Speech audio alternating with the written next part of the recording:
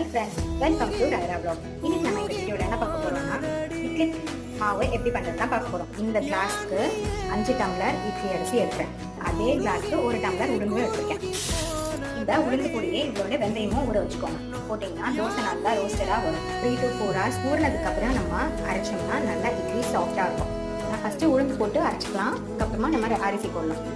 அவ்வளோதான், மாவு அரைச்சி முடிச்சாச்சு. மாவு இந்த மாதிரி கன்சிஸ்டன்சிலாம் இருக்கணும் இட்லி மாவு. நான் மார்னிங் எப்போ இட்லி ஊற்றுறேனோ அப்போ தான் நான் உப்பு போட்டு இட்லி ஊற்றுவேன். நைட்டே உப்பு போட்டு வச்சிட்டோம்னா 2 daysக்கு அப்புறமா ரொம்ப புளிச்ச மாதிரி இருக்கும் மாவு. இதை பார்த்தீங்கன்னா மாவு எவ்வளோ அழகாக புளிச்சு மேலே வந்துருக்கு.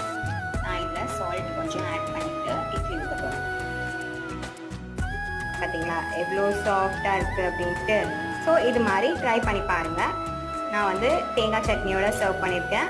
இந்த வீடியோ பிடிச்சிருந்தா லைக் பண்ணுங்கள், கமெண்ட் பண்ணுங்கள், சப்ஸ்கிரைப் பண்ணுங்கள், மறக்காமல் ஷேர் பண்ணுங்கள். Bye friends.